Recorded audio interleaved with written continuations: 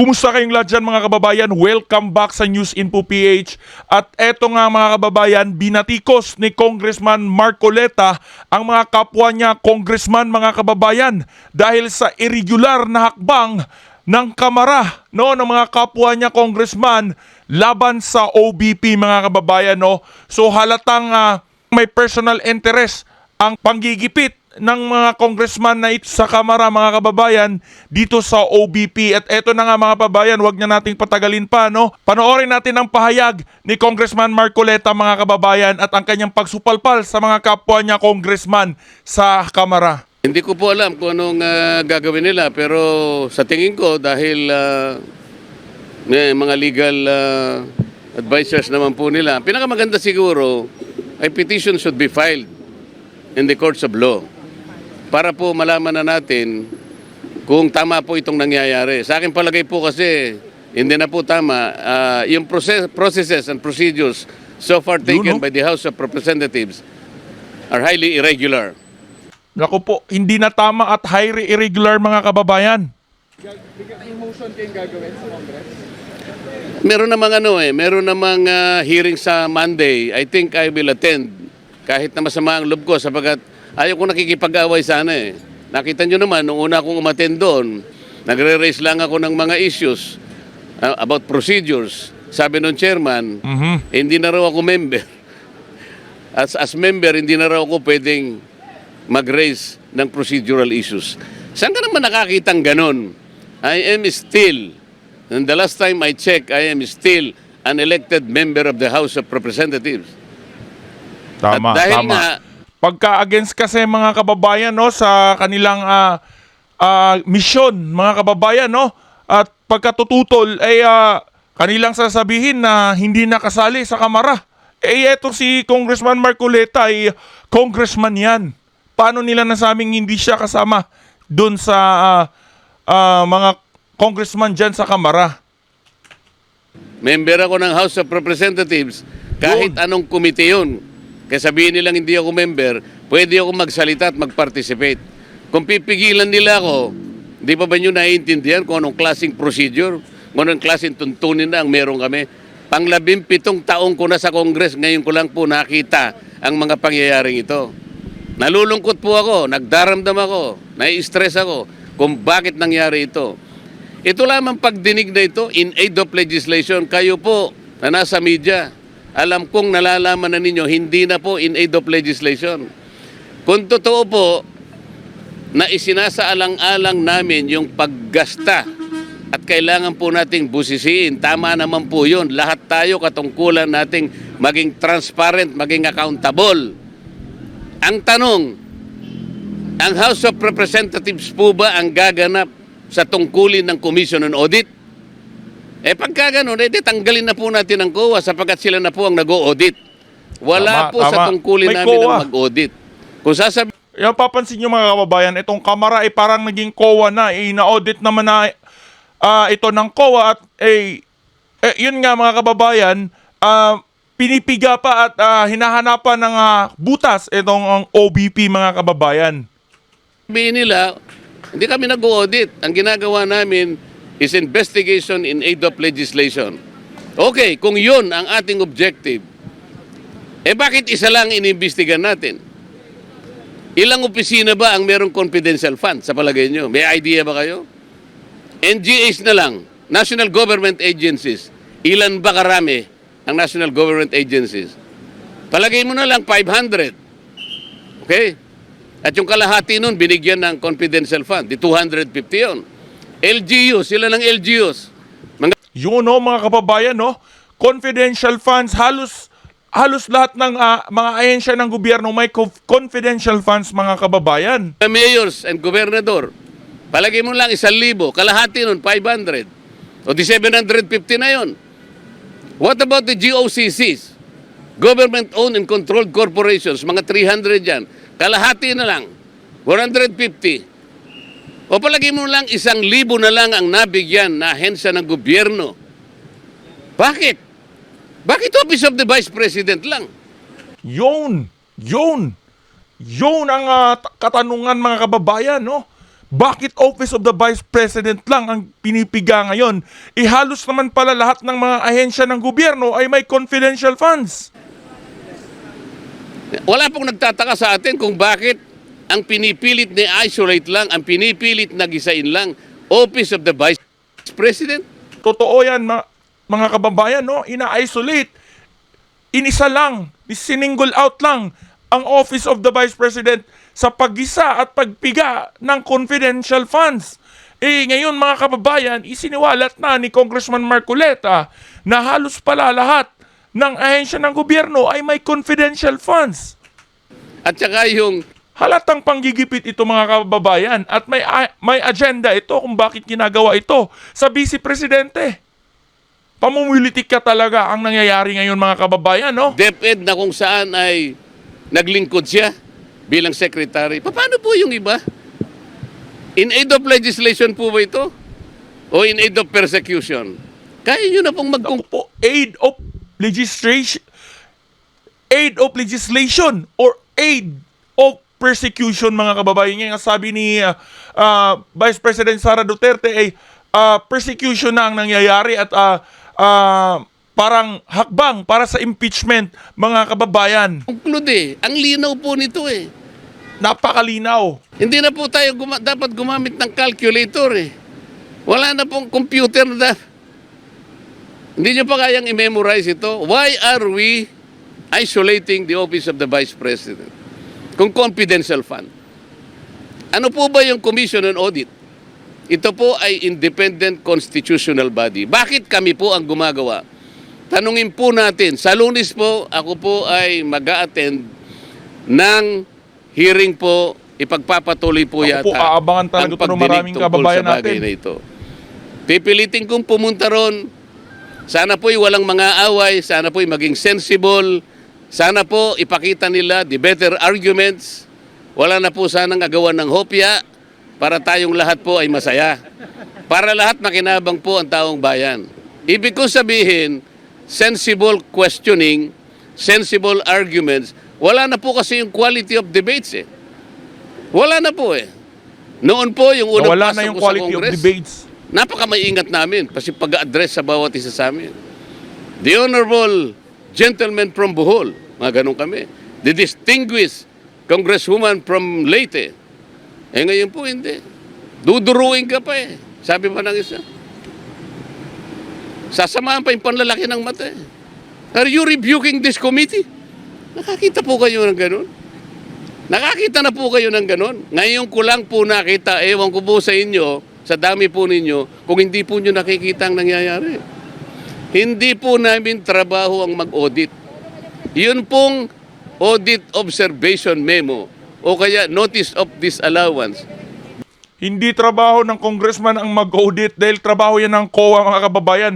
Pero ang nangyayari ngayon ay tila ino-audit ng Kamara ang Office of the Vice President at yun nga sinisingle out mga kababayan sa confidential funds na yun ay siniwalat ni Congressman Marcoleta na halos pala lahat ng ahensya ng gobyerno ay may confidential funds.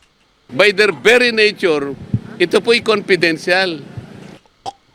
By the very nature and the name, the word itself mga kababayan, confidential funds. So bakit aanuhin kung saan napunta ang funds na yun? Confidential nga mga kababayan, no? Confidential po Bakit po ang House of Representatives kukunin nila po yung mga dokumento at sila mismo ang gagawa ng gawain ng COA? Ang ibig bang sabihin, gagawa Yun. po ba sila ng Yan ang napaka maliwanag na explanation mga kababayan, no? batas para i-abolish na po ang COA? Hindi po nila magagawa yun. Para ma-abolish mo ang COA, i-amend mo yung saligang batas. Nakakaintindihan po tayo? Tanong po, ako na lang po nagsasalita. Tanong po. Sir, what will be the next Bakit hindi pa po mapakulong si Franz Castro? Convicted na po siya, di ba? Criminal na siya. Kasi naman, hindi pa final na executory. RTC lang po ang nagpakulong. Ang nag-charge sa kanya, kung na-convict siya, ngunit meron po tayong mga appeals. Pwede siguro po nag-appeal siya sa Court of Appeals. Kung sakasakali pong ma-confirm naman ng Court of Appeals yun, ma-affirm, pupunta pa po siya sa Korte Suprema. Ang Korte Suprema lang po ang final and executory arbiter. At pagkatapos po nun, kung sakasakali na i-affirm ng Korte Suprema yung naging hatol ng mga hukuman sa kanya, doon pa lang po siya makukulong. Hindi ba ito insulto sa mga abogado na hindi siya abogado, convicted pa siya hindi nakukulong, siya ang pang nagpakulong sa isang abogado? Actually, nakaka-insulto doon sa paraan na sinasabi niya, itong abogadong ipinakulong nila, ang sabi nila, obstruction of procedures. Baka hindi niya naintindihan kung ano yung obstruction. Ang una pong nag-obstruct ay yung Commission on Good Government. Ang pangalan po kasi ng committee is Committee on Good Government. O salaminin natin. Sabi po nila, sinight for contempt nila yung staff ng OBP sapagkat di umano siya ay nag-obstruct ng procedures and processes of the court. Sino po ang kauna-unahang nag-obstruct? Yung Committee on Bad Government. Hindi po niya trabaho yun eh. Hindi niya dapat panghimasukan. Pabayaan mo muna ang COA na gawin niya ang kanyang trabaho. Hindi po eh. Tama. Sabi niya, oy COA, dalin mo nga rito yung inyong mga pinagbabatayan dyan. Hayaan mo nang gawin ng COA ang kanilang trabaho. No? Kasi ginagawa ngayon dito sa Kamara mga kababayan ay tila sila pa yung naging COA, no? Siguro ang babagal nyo, kami na ang gagawa niyan. Ang tanong, gawain ba ng Congress ang mag-audit? Ayun. Sabi ko nga po sa kanya, sa pamagitan ng isang programa ko kahapon, palagay ko dapat imungkahi sa kanya, mag-resign na muna siya na member ng Congress at kung sakali pong siya tatanggapin na COA auditor, at saka po siya mag-audit.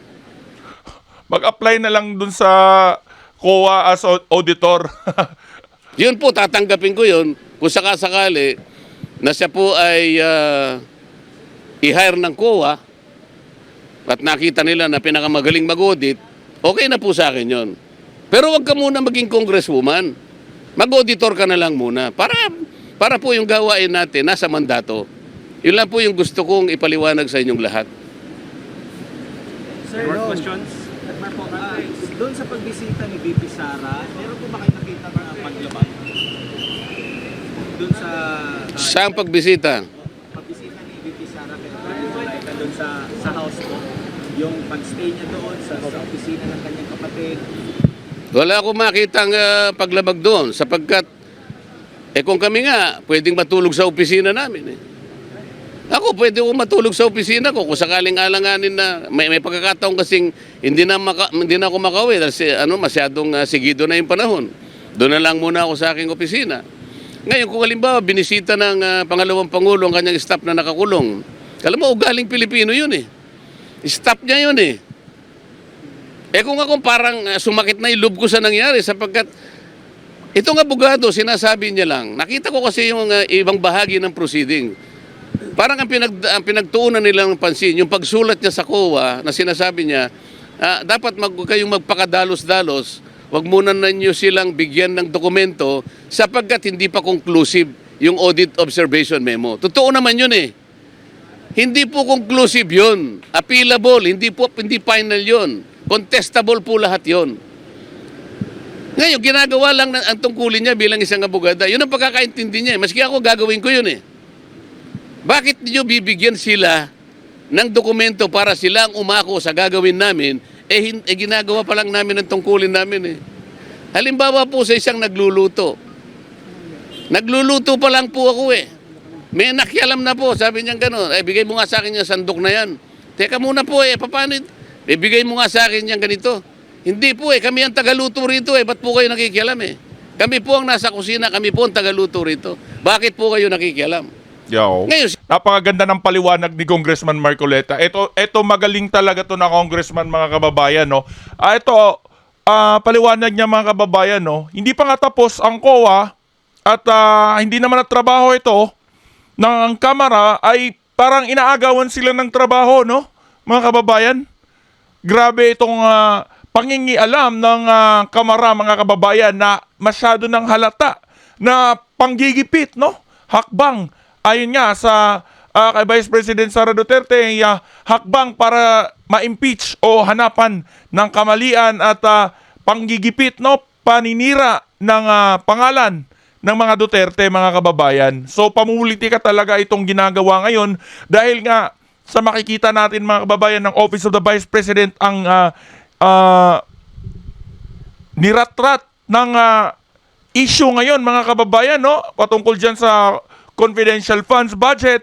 Halos naman pala lahat ng ahensya ng gobyerno ay merong confidential funds. Sinabi nung mga abogada, hindi pa po luto yan eh. Niluluto pa lang namin, tsaka niya lang po tikman. Pag naluto na, tsaka na lang po kayo gumawa ng paraan, i-criticize nyo po kami, yung pagkakaluto po hindi tama ang pagkakaluto hindi po niluluto pa lang natin. Yung mga sahog ay nilalagay pa lang natin, yung mga sangkap inaayos pa lang natin. Bigla po kayong papasok at manghihimasok, hindi ka mabuting kusinero, ako mas magaling sa'yo. Hindi po Hindi po gawain, ulit-ulit sinasabi ko sa inyo, kung ang pinag-uusapan in aid of legislation, nasaan po ang legislation na kanilang ginagawa? Yun. Mga kababayan, no, napakagandang paliwanag ni Congressman Marcoleta at yun nga, mga kababayan, hindi na aid of legislation ang nangyayari, mga kababayan, no, parang persecution na laban sa OBP at especially kay Vice President Sara Duterte, mga kababayan. So halatang panggigipit at pamumulitika ang nangyayari ngayon talaga, mga kababayan, no. Kahit kaliwat kanan naman ang Vice President, si dating President Duterte ay inaano talaga nila, mga kababayan, no. Dahil alam naman natin, paparating na naman ng election, mga kababayan, at kaya kung ano-ano ng paninira ang binabato dito sa mga Duterte, mga kababayan.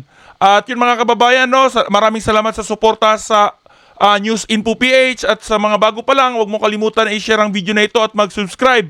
At pindutin na rin ang bell button para lagi kang updated sa mga videos na ina-upload natin araw-araw. At yun na nga, mga kababayan, no, kita-kita ulit tayo sa next video nating i-upload. At i-share mo ang reaction mo sa video na ito.